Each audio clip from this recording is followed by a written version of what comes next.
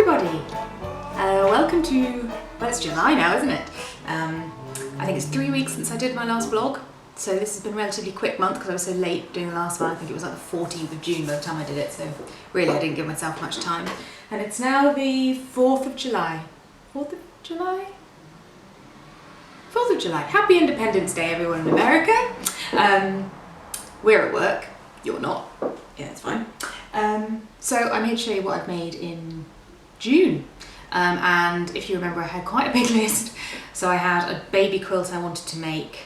I had a jacket, I had a skirt, a top, and something with some gold fabric that I hadn't decided yet. I have made almost all of that, and I will show you them as I go. Quilt I gave to my friend recently, and you can see it on the quilts vlog that I put up just before this one, or it's been up for a week or so. So if you want to see the quilt, it's there, because I can't show it to you because it's already with the person who's having the baby, which is where it should be.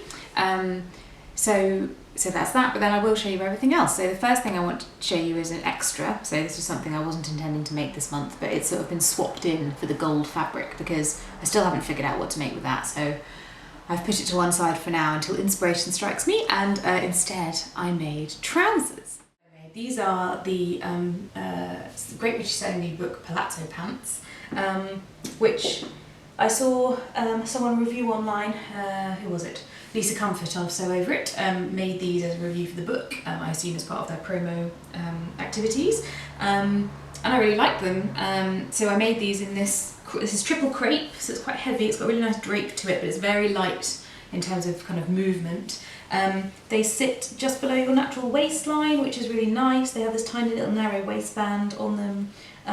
They've got a side zip closing, so you don't need to worry about flies or anything like that, and just 2 darts on the back here. That's the only shaping.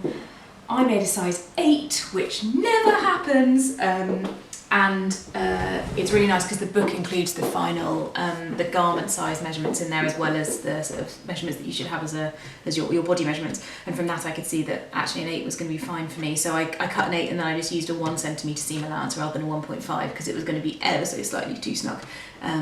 Or rather, they were pretty much bang on my body, so to put some ease back in, I just nudged down the seam allowance a little bit around the waistline and down the side seams. The only other thing I changed was that these were massively wide when I first made them. You may think they're wide now. I took a good, I would think, 8 inches of leg width off the bottom, because they were just too enormous on me and I looked like I was wearing clown trousers. I think if you were very tall you could get away with the extra width, but I am not, and therefore they looked a bit ridiculous. So that's the extra thing that I made this month. I made them yesterday while I was watching Wimbledon.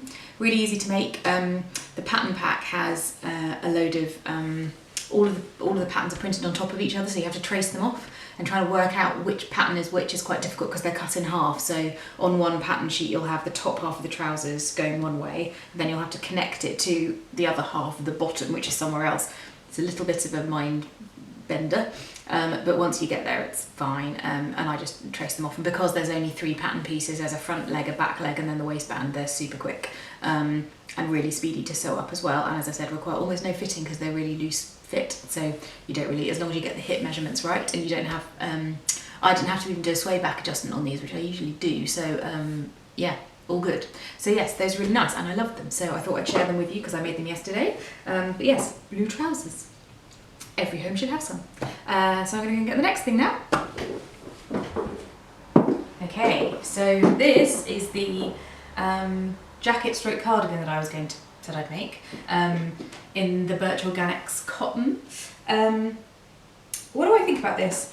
This was quite an easy sew for a jacket, so there's no structure or anything in it, and the only slight issue I had is that I ran out of fabric, so I had 1.5 meters of this, and I think it was 45 inches wide, and it said that you needed like 2 meters something, which just didn't seem right. And the only thing I couldn't do is get the back of the collar done, so I had some leftover interlock double knit sort of stretch from another project. I had a tiny bit left, so I've just put that on the back, and actually it's fine because you don't really see it, and even if you do, the colour kind of goes, so it's fine. I think on balance, so I didn't make the one with the peplum eventually because I didn't have enough fabric for it. I'd have needed a lot more, and I think it would have worked a lot better with that extra shape. So for me, I think this isn't quite, it either needs to be quite tailored or it needs to have that real obvious kind of kick of a peplum, and it doesn't really have either at the moment, so I'm not really sure how I feel about it. The collar I had to actually top stitch down the front because it kept rippling up, and it still doesn't sit quite right around the neckline. It seems like it's too tall for the sort of the overlap that it has, so I'm not quite sure what's gone on there. But otherwise, yeah, it's fine. So there's just one piece at the back, so there's no seam in the back or anything, and obviously there's no closings on it, so that's good. And it is really nice and snuggly and warm because this fabric's lovely and soft and has that fleecy texture on the inside. So I think in the autumn it's going to be a really nice thing to be able to throw on top of other things. But I think possibly from a shape perspective, it's not quite what I would normally wear. It's not quite fitted enough for me, I don't think. But it was good as an experiment, and I think in something maybe even drapier, so less structured than this, it might look nice. I saw some people online had made it with a much more much more like a jersey sort of a fabric, and that it had it hung a lot more nicely as a result. So you live and learn. But that's the jacket. So here's just. I wouldn't normally wear it with those trousers. I think it's slightly too much, but yeah, I was wearing them anyway. So yeah, so there you go, jacket done. Okay, so the final things. So this is the pink crepe that I had that is the same as the red that I made my vintage dress out of before, and I made a little skirt and a top combo. So this skirt is it's just a half circle skirt with a little waistband on it. It's got a zip at the back, and I lined it in this crazy lining, which I rather like, which does show through a little bit, but actually I don't mind. It's quite nice. Because of the fabric width that I had to make it a little bit shorter than I probably normally would, but actually I don't mind it. It's quite a fun length, and it drapes really beautifully and hangs really nicely. And then the top, so I was going to make a crop top in order to make it hang at about where I've got it folded over, but I made this is the Colette Patterns Laurel top, and I have a dress that I made in this pattern which I don't like that much, but it's because I picked completely the wrong fabric. So I used a quilting cotton that my sister bought me, which is beautiful, and it was so beautiful I didn't want anything to mess with the pattern. And the nice thing about this is that it's just got 2 side bust darts and nothing else, so I made it for that, but because it didn't have much drape to it, it was a bit too boxy for me. Whereas this, which is obviously a lot more drapey, I just thought was lovely, and it sits beautifully. There's no fastenings, it's just got a back seam up the back, and then the neck hole's wide enough for you to just slip it on and off. If I untuck it, you'll be able to see the actual shape. So it's got this sort of, well, I think it's all a bit camouflage, but it's got this nice sort of loose shape and this rounded bottom edge, so it looks really great over kind of skinny jeans and trousers and that kind of thing. So it's just this nice sort of loose blousey top, and I really like it. Before I put it on to show you, I hadn't actually put this on together as a combo, which is sort of what I intended to do when I made it. I'm not going to try and tuck it in again, but I quite like it. It's quite cute, and this sort of look of having a dress, but it's actually 2 separates I quite like, and it gives you a bit of flexibility.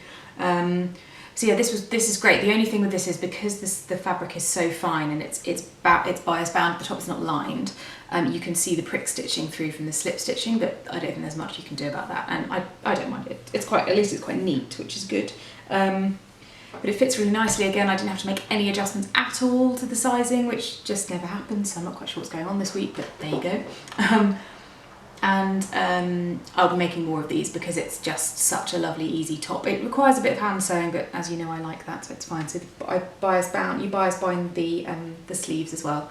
And these I bias bound so you can still see the binding, and this I just turned it all the way to the inside so you can't. It was just a personal preference thing. I don't think there's really a right or wrong way to do it. But I might make another one of these, but out of the fabric that I used to line the skirt. So this one. Because that's got a really nice drape to it, and I've got lots left, so I might do that, and then I've got a combo that I can wear with this skirt and the other way around. So yeah, so that's jacket, top, skirt, trousers and baby quilt, all in 3 weeks, which, you know, it's quite good.